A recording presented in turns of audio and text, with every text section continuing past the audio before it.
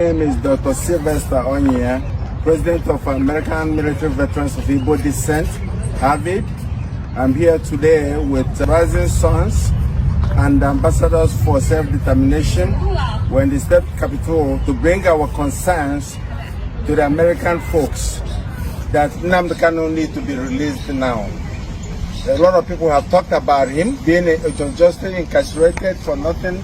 He is not the problem of Nigeria. If anything, he's the solution to solve Nigerian problems. We're asking President Tinubu, just like we asked President Buhari, that got him in the first place, to release him. They have not done anything to anybody. On this note, we are reminding the world about what happened in January 2017, when inauguration of Donald Trump was celebrated in Port Harcourt, and the Nigerian government shot down and killed over 27 young youths of Igbo descent, IPOB young stars, for doing nothing but cheering up the president of their choice. This happened and nobody have been brought to account for that. We are asking that the government of the United States under Donald Trump, president, to look into that massacre, because it was democracy that was being celebrated, and those youths were happy, rejoicing that such a good thing happened, and the military went and killed them all like chickens.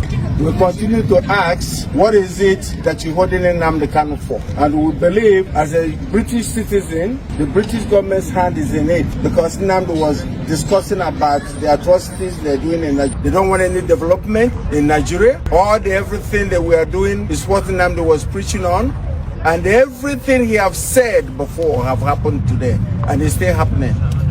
The jihadis coming in to work for the British government and to be killing people, the Fulani herdsmen, the terrorists, and that's what they are, killing people, trying to displace indigenous people, trying to take their lands from them, land grabbing. We want the world to look into it, more especially the United States government. For one thing, if nothing is done, once these jihadis get hold of the southeast, the Christians that they're trying to exterminate, they will have hold of the sweet crew. And once that happens, the next thing will be to challenge the United States and even the Britain that is encouraging them to do their bad deeds. So, Father, I've heard that a Nigerian government official, the Inspector General of the DSS, Department of State Services, has said, Nigerians, defend yourselves from the terrorists and the bandits, end quote. So, Father, as a minister of God, do you support self-defense, especially where it may lead to the killing of your assailant? Thank you very much, sir, for the question. And if you don't mind, let me begin by thanking you and your colleagues who have been working with us tirelessly to bring to the awareness of the world the level of injustice that is going on in Nigeria. Is getting too much. And at some point, somebody somewhere has to stand up and say, enough is enough. Now, coming to your question, yes, the Director General of DSS, who in American context, we might equate to the Director of Homeland Security, is a special government official in Nigeria who is privy to top secret intelligence, actually. For him to step forward and publicly told Nigerians, arm and defend yourselves, tells me a couple of things. One, Nigeria is either becoming a failed state or is already a failed state. Why? Because he said that they don't have enough government manpower to defend you. The military, the police, the DSS, that they don't have enough power to defend their citizens. What is the primary responsibility of any government, democratic government? To defend the lives and property of the people. So, for the director of DSS to say we don't have what it takes to protect you Nigerians, it means that they are incapacitated. Self-defense is a natural phenomenon. If I were to pinch you now, you will blink unconsciously in defense of yourself. So self-defense is a natural phenomenon. But in the context of the DSS, honestly, I wasn't expecting that we shall come to that level at which the common people are required to arm themselves and defend themselves. But guess what? It has happened. In other words, what it means is you're on your own. If anything happens to you, you have yourself to blame.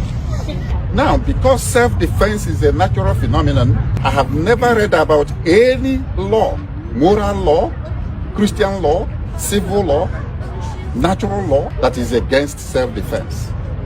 None whatsoever. But you know what?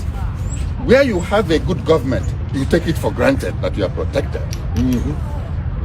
And so it's not even a question of whether I support it or not, or whether it is legal or not. And then for the government to say, defend yourself. Now, we are taking self-defense to a higher level. The level of you have to do everything possible to protect your life. Your life is the most precious gift God has given you. Very, very precious. God has given us a precious life to take care of, and we should guard it judiciously. But what is happening in Nigeria is that a group of bandits, terrorists, have taken it upon themselves to be massacring people at will. They carry arms all over the place, unchecked, unhindered. And they are decimating ethnic groups. In the name of herders, farmers, clash, rubbish. If there is more to it, there is a hidden agenda. And that is ethnic cleansing and religious persecution. That is what has been going on. At this point in time, I will actually go the extra mile to advocate for self-defense. And people should defend themselves. And I'm asking my people, you cannot waste the life, precious life God has given you. You must defend it. Because there's no way. It has come to that. If the government tells you to defend yourself, defend yourself. That's what I will tell my people. And then I will ask our brothers and sisters in diaspora, especially here in America, who are from Igbo descent. Igbos here in America and Europe, organize yourselves, raise money, and make sure that your respective communities at home are protected. Have a very working vigilante groups, and make sure that your communities are protected. The time to pretend that everything is okay back home in Nigeria is gone, and may never come back until that country disintegrates. Because honestly, a failed state, the only solution to a failed state is disintegration. To your tents, O Israel. Everybody should go and take care of themselves. From the local communities, maybe to the regional level. And guess what? This is exactly what MaziNnamdiKanu has been preaching for more than 10 to 15 years. That these people are coming. These are mercenaries sponsored by the Fulani hegemony to decimate the rest of the ethnic groups in Nigeria. And the government has done little or nothing to stop them. And to our greatest embarrassment, or even being fair to them, they have now told us officially that there's not much they can do. So, Bruce Fine, as a constitutional lawyer and the International Council for MaziNnamdiKanu, and you visited Nigeria many times. Your client has served over 5 years in prison. What is MaziNnamdiKanu's current situation, and how has the current state of the Nigerian Constitution and the rule of law affected MaziNnamdiKanu's freedom? Well, thank you for that wonderful question. We're really gathered here today to pay homage to Nnamdi and his unsurpassed courage that has given the Biafrans hope, which is what sustains a people and moving forward towards justice. Nnamdi Kanu was victim of a crime. The crime perpetrator was the nation of Nigeria. In 2021, he was kidnapped and tortured in Kenya. He was then returned to Nigeria, where he's been denied a trial for now over 4 years. I helped precipitate a ruling from the working group on arbitrary detention in Geneva, holding very unambiguously and calling for the immediate and unconditional MaziNnamdiKanu because the government of Nigeria had violated 16 human rights covenants that were binding on all nations whether they accepted them or not. The Nigerian government has flouted that decree now for almost 3 years. MaziNnamdiKanu remains in isolation. Again, he's never ever been given an opportunity for a trial. There are repeated adjournments because there is no evidence. I've examined the indictments. They're really quite hollow. They don't have any specificity of what MaziNnamdiKanu did that caused any kind of violence or harm. And at present, there still is no scheduled trial date. It's a continuing criminal violation by the Nigerian government. The great irony is that the real case should be MaziNnamdiKanu versus the government of Nigeria, which should be in the defendant's chair. One of the things that's very astonishing is that for hundreds of years of Anglo-American jurisprudence, there's a motto: crime should not pay. The Nigerian government is trying to make their crime against MaziNnamdiKanu pay, which is intolerable. Bruce, what can be done to the government of Nigeria to help free MaziNnamdiKanu? Well, there are several precedents. One, during apartheid, South Africa was suspended from the United Nations General Assembly until Nelson Mandela was released. And there's nothing that prevents petitions now to the United Nations General Assembly insisting that Nigeria be suspended until they release MaziNnamdiKanu. That's one possibility. Another would be if you had the president issue an executive order says there are going to be no Nigerian visas to visit the U.S. until MaziNnamdiKanu is released. That would impress upon all Nigerians the penalty they're paying because the government is being so lawless and tyrannical. There are other options like having an international arms embargo on Nigeria until MaziNnamdiKanu is released, having very, very high tariffs on anything sold by Nigeria until MaziNnamdiKanu is released. These are financial pressures. They've been utilized in other countries in the past. It's a matter of political will, not law. Chief Ugonna, how do the attacks on the Christian community and the continued injustice faced by MaziNnamdiKanu serve as a serious warning sign for all Nigerians about the state of justice and freedom in the country? You know, that's an excellent question, and thank you for posing that. I want to tell you a short story. I've been going to the region for 20 years, and the first 10 years that I was there, it was quite peaceful, at least in the southeast. Some of this was brewing already in the north, but in the southeast and the spaces where I was at with the Igbo, quite frankly, was fairly peaceful. And then, right around the time actually when they put MaziNnamdiKanu under chains, things blew up. And more than that, I think when people in the villages and the boroughs of Southeast Nigeria look at this, they see, wow, if they can do that to somebody like MaziNnamdiKanu, who is quite an individual, what could they do to me? What can they do to the individual citizens? It's just gone wrong.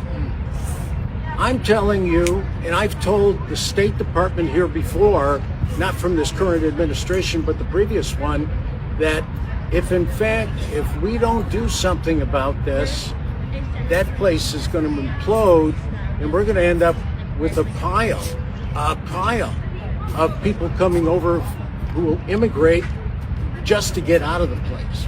That's what's going to happen. I think the other thing that lines up where the people, the situations that they're living in, many of them are Christians. We've said before, 90% plus are Christian. Those who are Christian are experiencing the same kind of attack. There's a group in Southeast Nigeria called Inner Society. And they're a data crunching kind of group. And they've also got a very nice legal angle where they triangulate on everything to make sure that what they print is real. And they printed a statistic where they said just recently that for a period of 9 years, there were more than 30,000, mostly Christians, either killed or extremely violated. And even since they printed that, another 9,000 have been added to the list. So you're talking about 40,000 people. When we had our 9/11 here in the U.S., it wasn't anywhere near 40,000. And look at the reaction we had. 40,000 people being killed or violated should draw an unbelievable personal explosion. I think one of the things that people need to do, citizens, whoever is a citizen in Nigeria listening to this broadcast, need to really think this way. I used to work for a guy who said, you know what, now that we've had all this discussion, that's all wonderful, but tomorrow morning when you wake up, what are you going to do? What are you going to do? And the point is, you need to be able to answer that question. And for me, it comes down to three things. The first is you need to understand what's going on. What's going on in your village? Who are those strangers out in the bush? Who are they? What are they doing? You need to understand what's happening to you. You can't wait for somebody to tell you. Nobody's going to tell you. When DSS has already said, you know what? You better take care of yourself. You know, actually, I don't know if they really want to give us any good advice, but that's good advice. We need to take care of us. You need to get up and understand what's going on. The second thing you need to do is you need to have a plan. You need to start to think about, what am I going to do tomorrow morning? What's the plan? I need a plan. And the third thing you need to do is take it personal. Now, you might say, what's this white chief? How many white chiefs do you see with a red hat? Not too many. What's he doing? I want to tell you what I'm doing, okay? What's important to me? You know, when it comes to understanding what's going on, we are all about, I spent 20 years understanding what's going on. And some people even pin the label on me, not Big A, but Big I for Igbo. They said, boy, he knows a lot about the Igbo, that guy.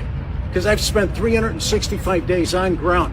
And in so doing, I learned what's really critical to the Igbo, to the ethnicity, to the ancestral Igbo. What's important to that person? Why are they the way they are? So I did that. I started to understand by working with the people around, standing here and many others. I've learned all the ins and outs of what's driving, what's the history. What did the British do? How did they fumble the ball so badly when they set this place up? How did that happen? And so I've learned about that. So I know what's going on. The second thing is I've got a plan. One thing I learned from my dad, and God rest his soul, my dad was a Marine Corps staff sergeant. And so you can imagine, as a young boy, I was on the run. My dad, he said, son, you're either going to be part of the problem or you're going to be part of the solution. And you know what? I've chosen, I think wisely, to be part of the solution. Part of the solution is critical. And you know what? You as citizens need to be part of the solution. And you need to come up with it yourself. You know what? Just like DSS, they're not going to tell us what to do. Nobody's going to tell you what to do. You need to figure it out for yourself and then do it. And then the third thing is take it personal. Now, what have I been doing? You can tell just by the way I am. I take things personal. And when I come to this place behind me, and I spend a lot of time at the State Department as well, and as a group with AVID, AVID's a great organization. AVID, with that group, we've spent a lot of time in the halls of Congress, knocking on the doors, talking with people. When we're with those people, what we're doing is we're taking them through the same 3 steps. United States government, you actually don't understand what's going on in Africa. Listen to us. we'll tell you what's going on. It's an ancestral place. And what happens is when they abscond with somebody who's iconic in the society. I mean, MaziNnamdiKanu is iconic. When they put somebody like that in chains and just throw away the key, which they've done, they've thrown away the key. We should be taking that personal. And once again, if they can do what they're doing with him, they're doing with us, and that's when the 40,000 Christians that they've got on the run. There's another little bit of data you ought to know about. You know, all the people, and I bet there's hardly anybody in the region who hasn't been personally touched by a disappearance. You've got family, friends, fellow villagers who've been absconded with, they've been stolen. Everybody knows what I'm talking about. You know what's going on. Well, what happens is we need to tell the people in these powerful places, because they have a lot of control. I think you've heard quite a bit of wisdom about what the U.S. government can do. But for sure, the U.S. government needs to understand that if these three questions don't get answered also by the United States, understand, have a plan, and take it personal, one day it will come to our shore. One day that place will just turn into a mess. And we need to make sure that it doesn't come to our shore. Evans, a lot has been said about what is wrong in Nigeria, especially the illegal detention of MaziNnamdiKanu. What are your thoughts? Well, I mean, I can tell you that we've heard an earful about the evil and atrocities going on in Nigeria.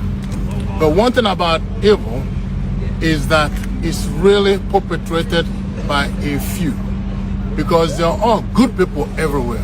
There's good people in the north, there's good people in the south, but few bad apples that happens to galvanize the masses to commit evil against their own citizens. I'm telling you that evil may live for a while or may even live for a long time, but evil will never live forever, because every evil has an expiration date. It always does. So I'm telling you that the time of massacre of Christians in the north and south has expired. Right? Expired. Right. Expired. The genocide against the Igbos has also expired. Expired. And the incarceration of MaziNnamdiKanu, the Mandela of our era, the Mandela of Nigeria, his incarceration has now expired. You've heard me describe Nigeria as a dark nation. And the only thing that can overtake darkness is light. Light. So I'm asking the Congress of the United States to be the light and enact the laws that will stop what's going on in Nigeria. Beginning with designating the nation as a country of particular concern. I'm also asking those in diaspora, like myself, to wake up and do something to help your citizens back home. We can always do something individually, but we can do much more collectively. This is a cause that I'm willing to die for. And I will continue to fight until my last breath. Tell me about the Nigerian government. Have they adequately protected human rights and enforced their laws regarding the protection of lives and property of her Igbo and Christian citizens? The question of human rights in Nigeria ought to go directly to a few people that I will mention. Yeah. They will talk about that. I'm talking about the person of a young lady called Leah Sharif, that was kidnapped by Boko Haram when she was 15 years old. 15 years old, she was kidnapped. Yeah. Until this day, she remains in the custody of the terrorists. Yes. She cried out to her government, and they did nothing. No rescue, no help. And I want to surprise you. This young woman today is 25 years old. 25 years old, having children for terrorists. while the federal government of Nigeria ignores her cry for help and assistance. So you ask Leah Sharif about the fundamental human rights in Nigeria, and she will tell you the rest of the story. Another person that is worthy of note is another young lady by the name Deborah Samuel, a young college student in Shangari College of Education, Sokoto, Nigeria. This young woman was stoned to death in broad daylight while people stood and watched, while the government stood and watched. The army and the police, all the security apparatus, they stood and watched an innocent girl mowed down in broad daylight, and her body was set ablaze. Chances are this young woman was still alive while she was in flames. Things that you cannot bear as a father, as a brother. These things are happening in this country called Nigeria. And people expect us to be proud of the country. That's why we're here to talk to lawmakers over here, those that will listen, and I'm glad that they're paying attention. They're taking notes. What do you wish that the lawmakers would do first? First of all, back during the days of the Trump administration, Nigeria was in the list of CPC country of particular concern. Then the new administration came in under Joe Biden, and they were taken off. Now, both houses of Congress, the House of Senate, the House of Rep, they're coming together to put Nigeria back as a CPC country that needs to be watched, country that violates fundamental human rights, country that may be sanctioned until they change their ways. So, for the folks who are hearing this for the first time, what would you hope that they could do? What I hope that they can do is to take the message to their respective constituents, to talk to their lawmakers, their reps, their senators, their House of Representatives. Tell them what's going on. Tell them what's happening to other people on the other side. So maybe at least they can learn some voice when they're in session here at Congress. That's why we come here. This country holds the record for beacon of democracy in the world. That's why we're here. That's why we're here. It's simple. One more thing, and the legendary of human rights violation, ought to be referred to a man in the person of MaziNnamdiKanu. MaziNnamdiKanu's continuous incarceration is the primary reason why we're here. We are here to call for his immediate and unconditional release, as already decided by United Nations back in 2022. For people that do not know MaziNnamdiKanu, today he's being referred to as a secessionist. He wants to divide Nigeria. But I want to let you know one thing, how this young man started this whole thing. He did not start this whole thing by calling for Biafra or calling to be separated from the nation. He started in the year of 2012 and 2013 in London, on the streets of London, calling for one Nigeria, for unity, for the government to pay attention to the suffering of the people. The children are suffering. There's no job, unemployment everywhere. Our young people has taken up to criminality. So MaziNnamdiKanu saw this and he began to preach, to talk about it. He wasn't calling about secession. He wasn't calling for Biafra. He was just a devoted citizen of the country. Well, seeing that fell a deaf ear, so he began to call for a referendum. What is a referendum? An opportunity for men and women, citizens of a particular country, to come together lawfully and decide their self-determination. Decide who to govern them, to elect government over them. It's called government by the consent of the governed. There's nothing wrong with that. And for that, this young man was arrested in 2015 and put in prison. And 2 years down the road, he was granted bail and was allowed to go home. While he was enjoying his bail, preparing to come to court, consistent with the bail conditions, he was invaded by the same government that granted him bail. A combined forces of the military, the Air Force, Navy, all of them invaded his home on a planned assassination attempt. They called it the legendary Python dance. Python should be dancing in the forest, not in a village where there were women, children, and elderly. That's where the Nigerian military came to operate their Python dance. But at the end of the day, when the Python has finished dancing, scores of human beings were left dead. Properties were destroyed. Where's the justice? Where's the government? Where's the right of the people to be protected? And miraculously, MaziNnamdiKanu escaped that very assassination attempt. And in 2021, June of 2021, they tracked him down and kidnapped him while he was on official duty in Kenya. As far as we are concerned, there is no democracy in Nigeria. One key piece I want to mention with people and citizens is that it's the subject of fear. See, when you don't make a plan, when you don't understand what's going on, and you don't take it personal, all of that gets replaced by fear.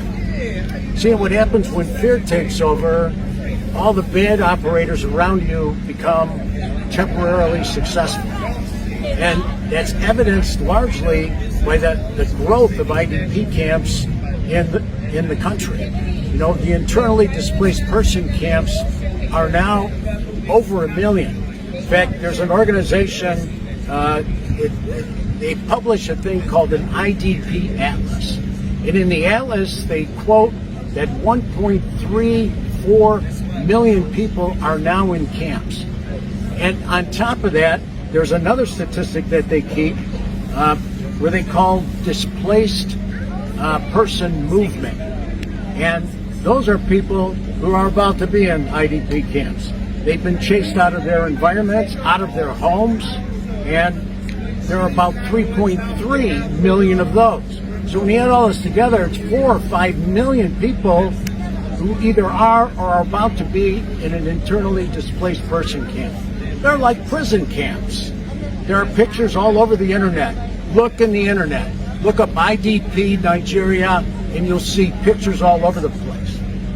You know, there's another area, maybe I could ask Chief Anya to speak about it, about the nature of security, and it's like a message that we want to send. Yes, thank you. There's no society that can survive on anything without security. Building all those roads, building new malls, and all those things the governors in the Southeast claim they are doing is not helping anybody because nobody is secure. So they have to think about security first. Save the lives of our people first, and they can build those monuments. They can build those malls. Those things will come secondly. So the most important thing they would do is security. Make sure that there are bushes, nobody is living there, no Fulanis are there, no jihadis are there. Form the strong vigilante that you can have, not the vigilante that you use for your own personal gain when you run for elections. Form the one that can protect the people and guide them. By the way, the IDP camps we're talking about, who displaced who? Why would people be displaced? So security is important, that the governors of the Southeast should come together to do that. This is exactly what MaziNnamdiKanu was telling them. Evans, a lot has been said about what is wrong in Nigeria, especially the illegal detention of MaziNnamdiKanu. What are your thoughts? Well, I mean, I can tell you that we've heard an earful about the evil and atrocities going on in Nigeria. But one thing about evil is that it's really perpetrated by a few, because there are all good people everywhere. There's good people in the north, there's good people in the south, but few bad apples that happens to galvanize the masses to commit evil against their own citizens.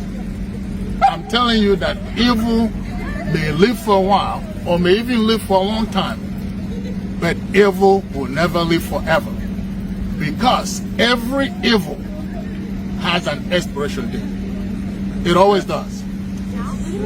So I'm telling you that the time of massacre of Christians in the north and south has expired. Right? Expired. The genocide against the Igbos has also expired. And the incarceration of MaziNnamdiKanu, the Mandela of our era, the Mandela of Nigeria, his incarceration has now expired. You've heard me describe Nigeria as a dark nation. And the only thing that can overtake darkness is light. So I'm asking the Congress of the United States to be the light and enact the laws that will stop what's going on in Nigeria. Beginning with designating the nation as a country of particular concern. I'm also asking those in diaspora, like myself, to wake up and do something to help your citizens back home. We can always do something individually, but we can do much more collectively. This is a cause that I'm willing to die for. And I will continue to fight until my last breath.